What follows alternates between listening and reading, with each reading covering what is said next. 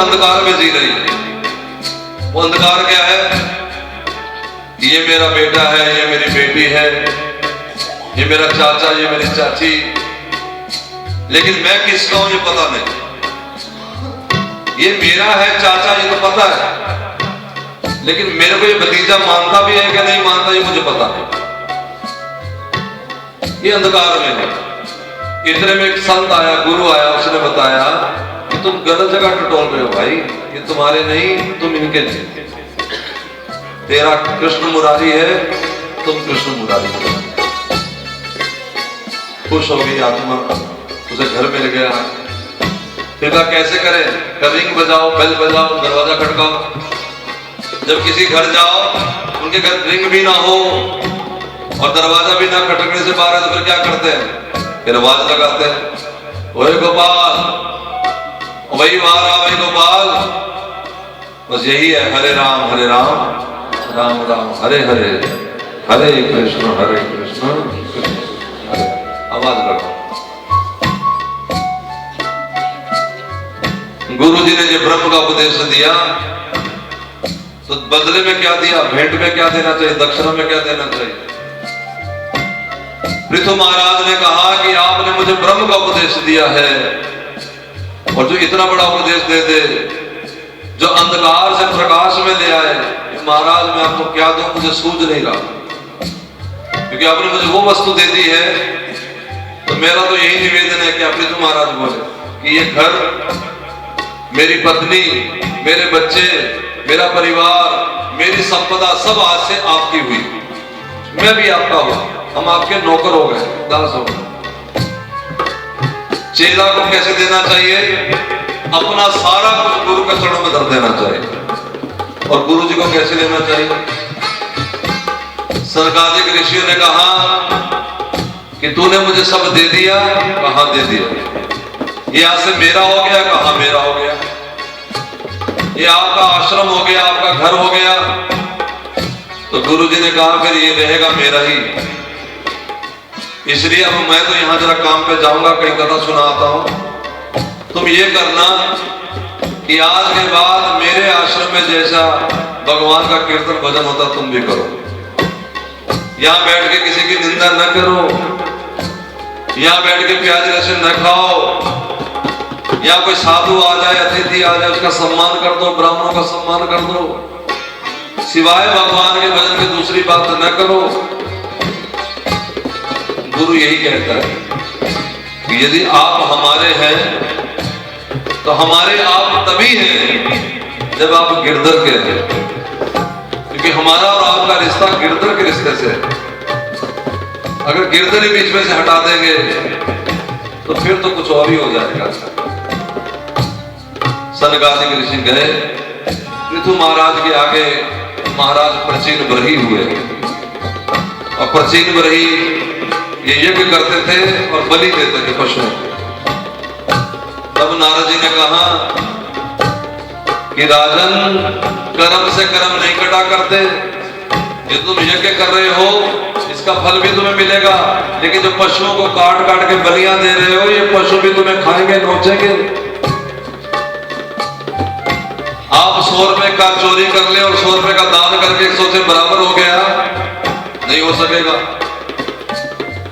100 रुपए का जो दान किया उसका भी लाभ मिलेगा, और 100 रुपए की जो चोरी की उसका दंड भी भोगना पड़ेगा। यदि आप चाहते हैं कि सारा कर्मों का विधान जो यहीं पर चौपट हो जाए, बस इसके बाद मुझे किसी दुनिया के कोने में जन्म नहीं लेना, मैं कोई अच्छा बुरा भोगने नहीं आना चाहते हो, बोलो हाँ के ना। पता लग रहा क्या कह रहा हूं? पता लग रहा क्या कह रहा हूं? यदि अच्छे कर्म करोगे तो वो भी भोगने पड़ेंगे, स्वर्ग जाना पड़ेगा। स्वर्ग, वो स्वर्ग कोई बहुत बड़ी कहानी नहीं है। बड़े कुछ होते, हमारे पिताजी स्वर्गवासी हो गए। स्वर्ग कोई खास चीज नहीं है। ये तो वही चीज है कि आप घर में बैठ के रसोई खा रहे थे, फिर किसी ने कहा चलो बाहर रेडी पे खा ले, और रेडी वाले से कहा ढाबे पे खा ले, ढाबे से कोई अच्छा स्वर्ग पैसा ज्यादा आ गया तो चलो होटल में चले, बस इतना ही। खाना वहां भी भटूरे छोले। जो यहाँ खा रहे हो स्वर्ग में भी यही। और जैसे पैसे खत्म हुए जेब में से, उन होटल वाले उठा के बाहर मार रहे, चल जाके और कमा के ला। मेरी गल समझ आ रही है? पुण्य कमाए, स्वर्ग मिला, स्वर्ग में गए, 10,000 रसगुल्ला खाया, पुण्य खत्म, स्वर्ग के देवता राजा इंद्र ने मार के पीछे लाग, भगो यहां से, चलो जाओ दुनिया में जाओ, नवे काम करके आओ, फिर देखेंगे अगले काम। ऐसे ही जितने पाप किए वो यमराज ले जाएगा, वो खूब डंडे पीटेगा, बाल नोचेगा, हमारे नाखून है ना ये प्लास से छीनेगा, प्लास से खींचेगा, मांस नोचेगा, मांस इधर चाटा पड़ेगा, इधर इधर इधर, छोटे छोटे टुकड़े करके कढ़ाई में तलेंगे, तलेंगे पूरे पकौड़े की तरह। अच्छा ये नरक क्या है महाराज?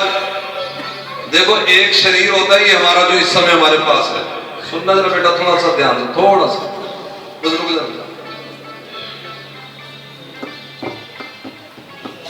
इस शरीर की कैपेसिटी है, जरा ध्यान दे मेरी तरफ।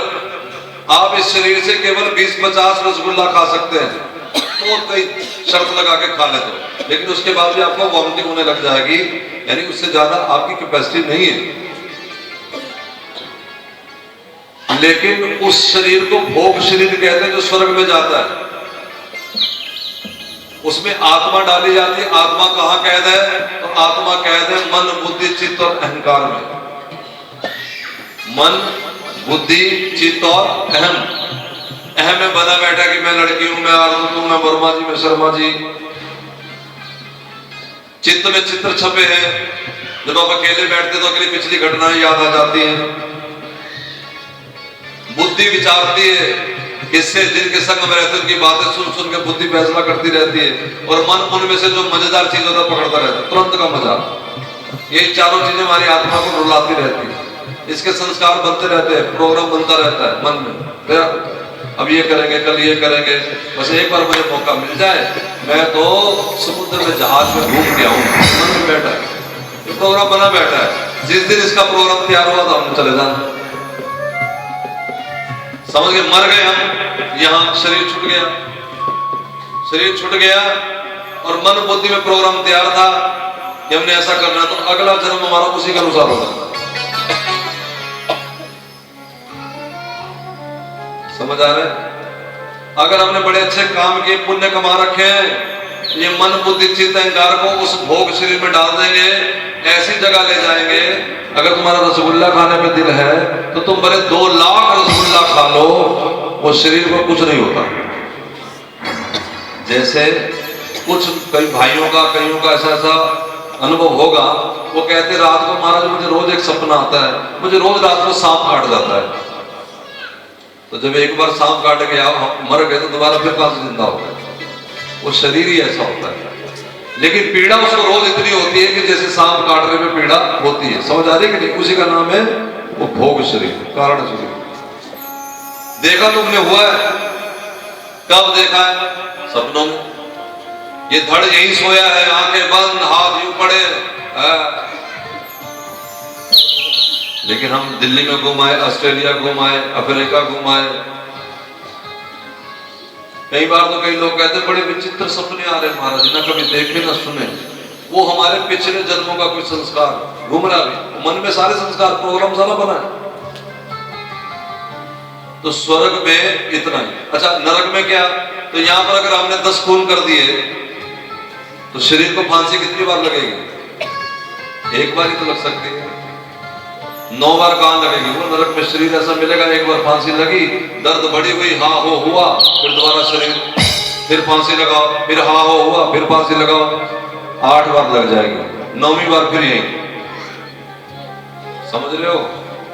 ये कब सारा सिलसिला खत्म होगा? ये स्वर्ग नरक आना जाना, ये कब मुसीबत खत्म हो जाए? बचना चाहते हो? बोलो हाँ क्या ना? आवाज नहीं आ रही ढंग। अगर सच्ची बचना चाहते हो तो आज से, अभी से शुरू हो जाओ। हरे राम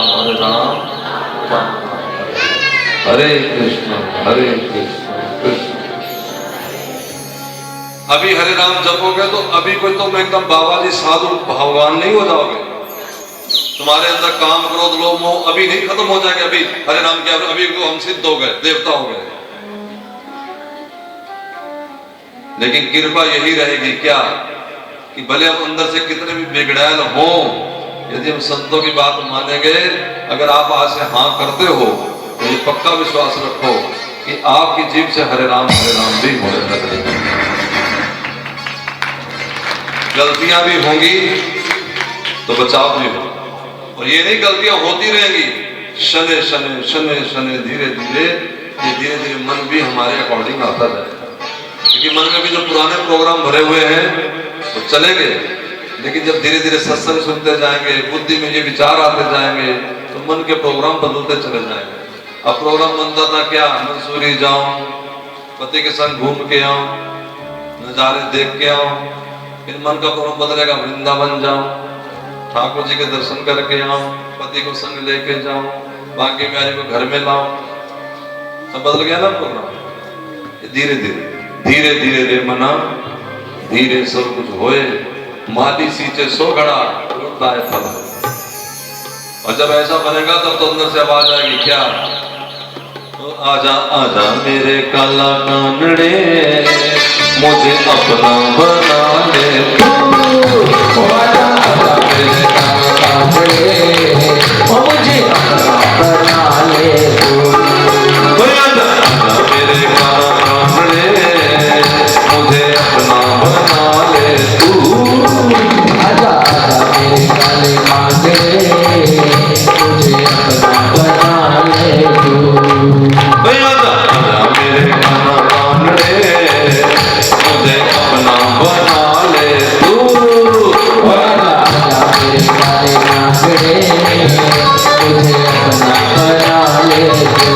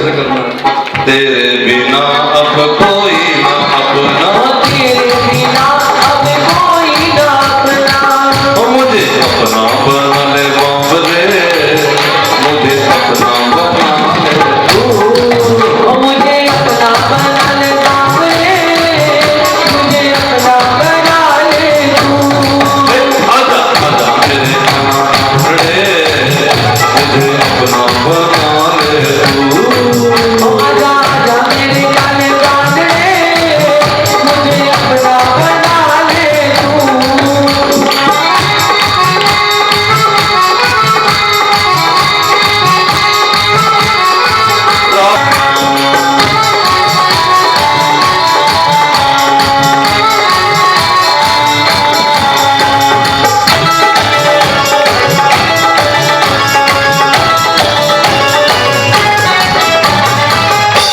वृंदावन के बांके बिहारी, वृंदावन के बांके बिहारी, बरसाने में राधा प्यारी, बरसाने में राधा प्यारी, बरसाने में राधा, बरसाने में राधा प्यारी, वृंदावन के बांके बिहारी, वृंदावन के बांके बिहारी। आजा जोड़ी बना ले सांवरे, आजा रासे रचा ले तू, आजा जोड़ी बना ले सांवरे, आजा रासे रचा ले तू, आजा आजा मेरे काले कामड़े, तुझे अपना बना ले तू, आजा आजा मेरे काले कांटे, मुझे अपना बना। सारी दुनिया तेरी दीवानी, मैं भी तो हो गई मस्तानी, मैं भी तो हो गई मस्तानी। ओ आजा बदन पुकारे तुझे, आजा गले से लगा ले तू, आजा दास पुकारे तुझे, आंगन से लगा ले तू, आजा बदन पुकारे तुझे, आजा गले से लगा ले तू, मेरे काले काले मुझे अपना बना ले तू। आजा आजा मेरे काले कांटे, मुझे अपना बना ले तू। आजा आजा मेरे काले कांटे, मुझे अपना बना ले तू।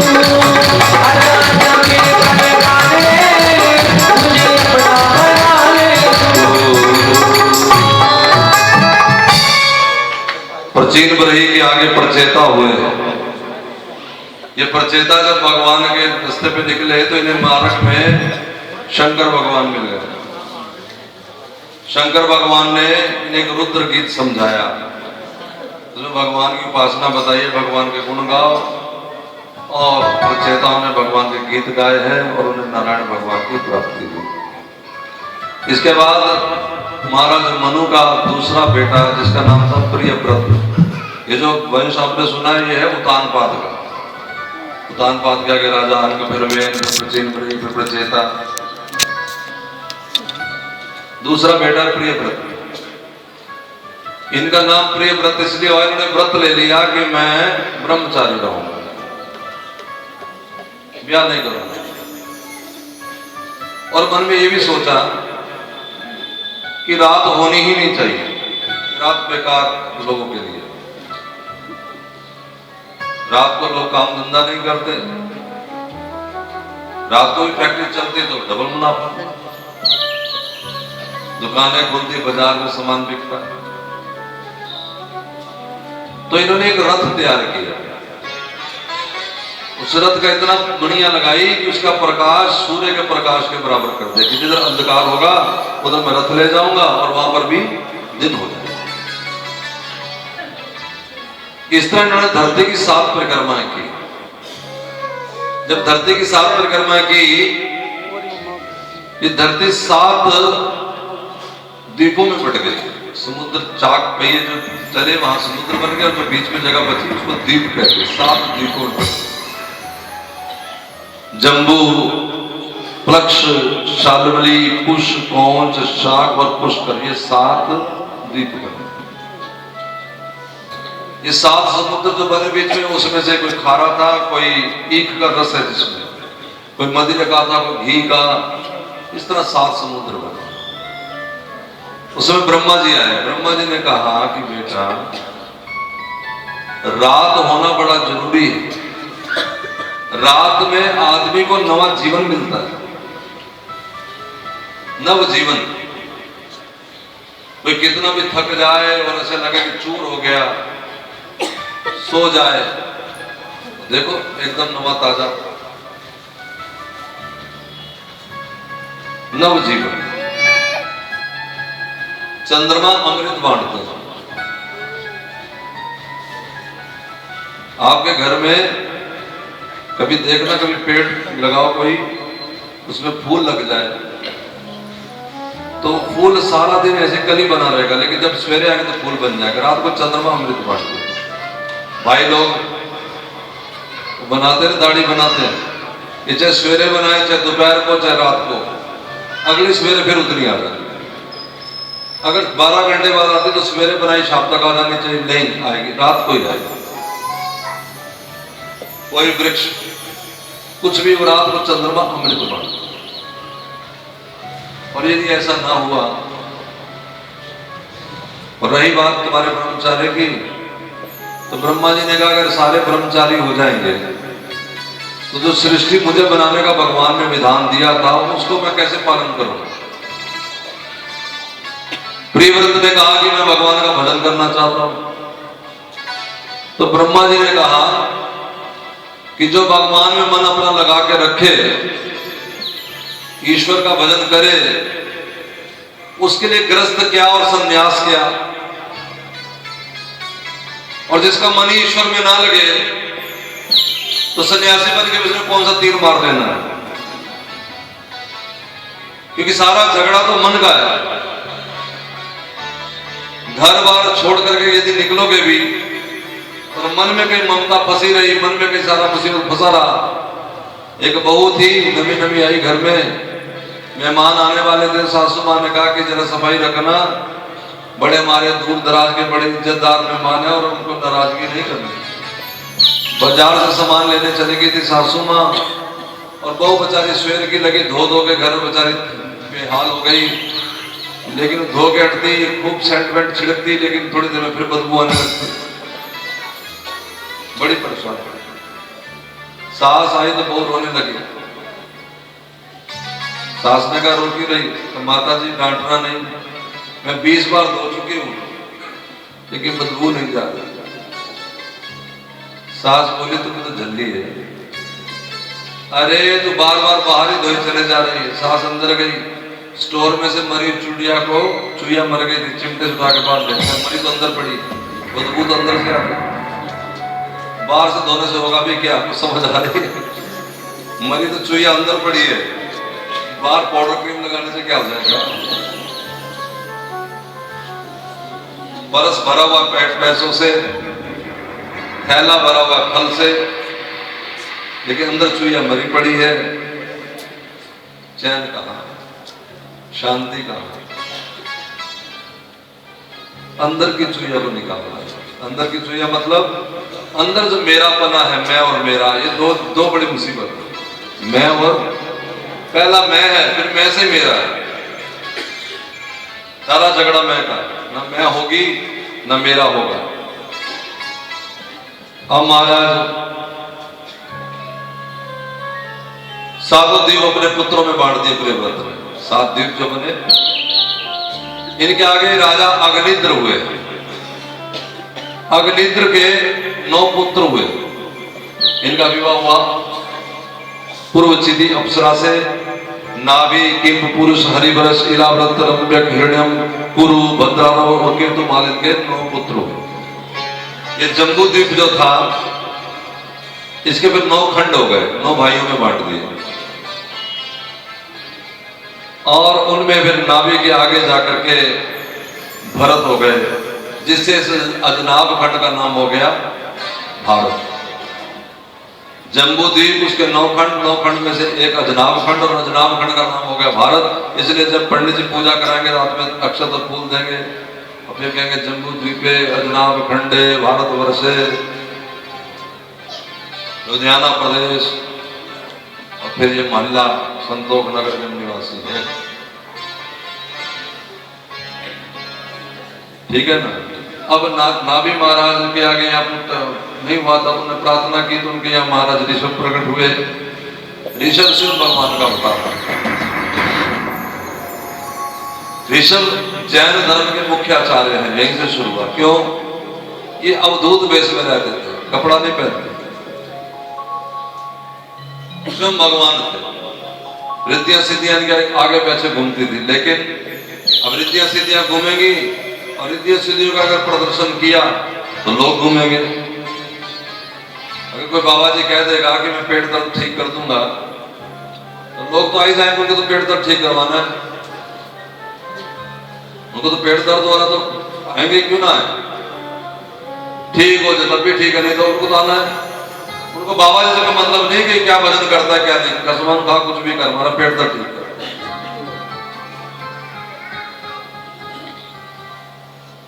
लेकिन ये ऋषभ देव जी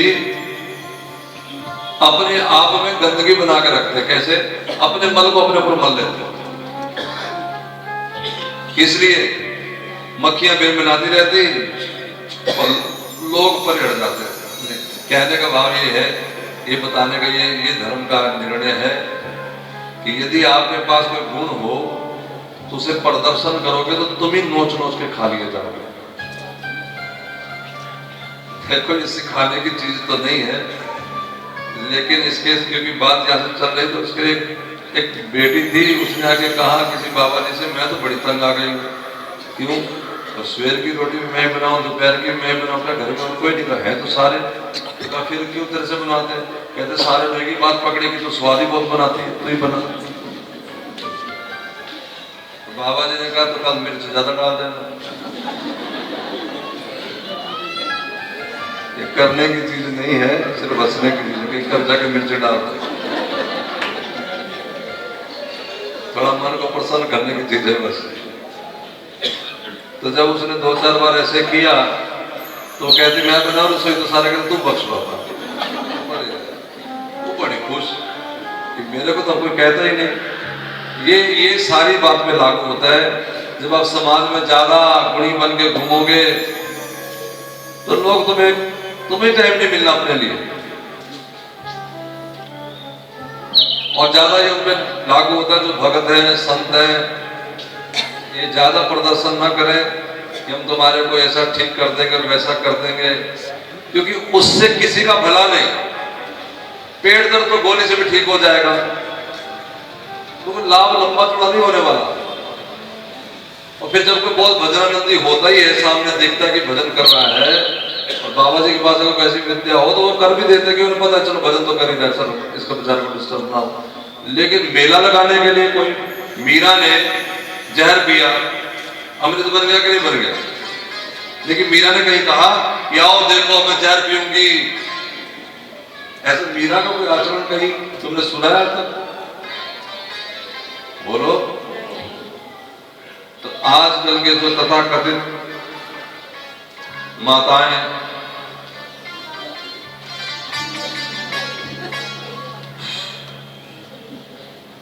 इनके अपने बेटे की नौकरी नहीं लगी होती कहीं? अभी देखना ध्यान से, इनका जो अपना बेटा होता है जेब कर सकता है, क्योंकि माँ भी अपने ढंग से, अपने ढंग से। ये नहीं कि सच्चाई होती नहीं, जरूर होती है, क्योंकि झूठ सच के पैर से चलता है। लेकिन इतनी भी सच्चाई नहीं होती कि हम मरी जाए, वहां पहुंच जाए और वो फिर क्या कहेंगे 9 बार आओगे तब तुम्हारा काम होगा, क्योंकि कम से कम 9 दिन तो आते रहे तब तक भीड़ हो रहा जाएगा। फिर कभी वो मस्ती में आई तो उन्होंने कहना माता रानी पर जेब मांगती है, और हम भोले वाले लालची लोग चलो एक जेब देंगे तो शायद हमारे घर चांदी की बरसात हो जाएगी। लेकिन हम ये नहीं समझ पा रहे, जरा ध्यान देना। एक टीवी पे ऐड आ रहे थे कि फलाने फलाने साहब वो लिख रहे हैं कि आओ मैं तुम्हारी दुकान चला दूंगा, विवाह नहीं होता तो विवाह करवा देंगे, संतान नहीं होती संतान पैदा हो जाएगी, यानी जो जो दुख होते हैं लिख के सब में हम ठीक करते हैं। मेरे पास एक बहुत पुराना हमारा कोई शिष्य था, बैठा हुआ था, वो कहता महाराज जी ये सब ठीक होता है वैसे? मैं तो बिल्कुल होता है। कहता फिर मुझे यही सिखा दो। मैंने कहा सीख ले, सिखाओ। मैं कहा पहले इसको पढ़। अब लिखा तो यही था कि आओ मैं तुम्हारी, यही तो लिखा उसमें। बेचारा 2 बार 10 बार 20 बार पढ़ा। आप बार बार कही जा रहे पढ़ा, पढ़ तो लिया, बताओ क्या कर। इसको पढ़ लेते को पढ़ने नहीं आ रहा। कहता आप ही पढ़ा। मैं कहा दोबारा पढ़। फलाने फलाने साहब कह रहे हैं कि मेरे पास आओ, जरा ध्यान दो, मेरे पास आओ, पहले मेरी बंद दुकान चलवाओ तभी तो आओ। अरे जिसकी अपनी नहीं चल रही, मेरे के मिन्नत कर रहे मेरी चलवाओ मेरी चलवाओ, तो तेरी क्या खाक चलाएगा? अगर उसके पास ऐसी बेस्ट क्वालिटी होती तो घर में बैठे करके तुम ऐसे नहीं बुला लेता। फिर ऐड देने की क्या जरूरत थी उसको? नहीं समझ आई? वो मदारी कर रहा था, डाला सिक्का और ऐसे लकड़ी घुमाई, डम डम डम, और एक के 2 सिक्के बन गए।